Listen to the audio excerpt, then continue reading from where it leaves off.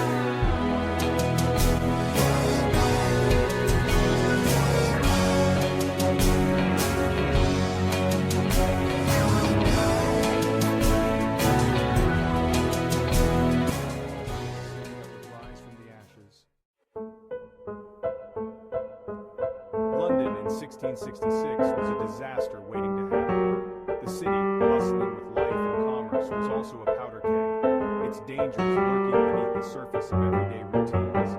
People hurried through the crowded streets, unaware that their city was on the brink of catastrophe.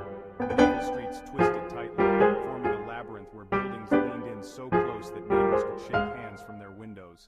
These homes, built almost entirely of dry timber, were packed together with barely any space between them, creating a perfect path for fire to spread unchecked. A long, hot summer had left everything parched.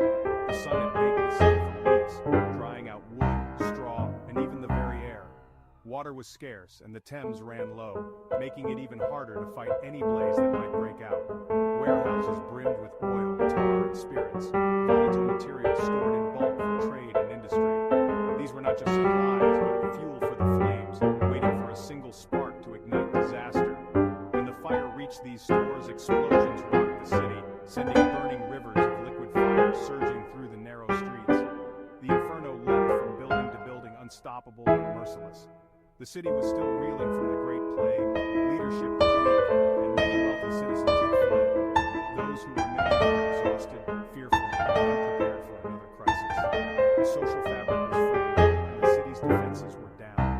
The architecture, jettied upper floors, overhanging eaves, and narrow lanes, trapped heat and let fire leap across streets with terrifying ease. The very design of the city made it vulnerable, turning every home into a potential torch. The wind, relentless and fierce, whipped through the city, fanning the flames and turning London into a roaring furnace. Embers flew on the breeze, igniting new fires far ahead of the main blaze. London's vulnerabilities were hidden in plain sight: crumbling buildings, flammable materials, and a lack of planning for disaster. The city's age-old weaknesses were about to be exploited. The fire exposed them all at once. Disaster was inevitable, and as the flames raged, London would be changed forever. By Sunday morning, the fire was a monster. The Lord Mayor, Sir Thomas Bloodworth, dismissed the danger, refusing to order fire breaks. His inaction doomed the city. Firefighting was primitive: leather buckets, hand-pumped squirts, and fire hooks. The flames moved too fast for these tools. A strong wind fanned embers far ahead, igniting new blazes. Escape routes vanished in moments. By afternoon, the fire became a firestorm, creating its own weather. Heat melted lead, stone cracked, and the roar was deafening. The inferno consumed everything in its path.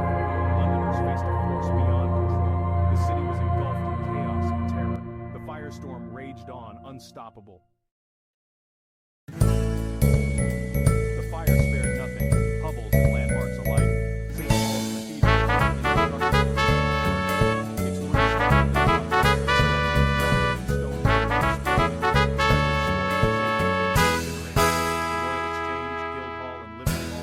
gutted, Paternoster Row, center of the book trade, was erased.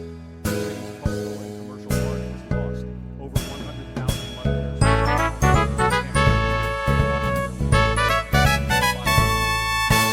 crisis. Families fled with what they could carry. The city's skyline and spirit were shattered. The destruction was total. London was a city of ashes. As the fire collapsed, people scrambled to save belongings, clogging streets, and blocking firefighters. The tents, overloaded roads, bridges became impassable. Smoke and ash choked the air. Panic ruled. Looting and violence erupted as mob attacked.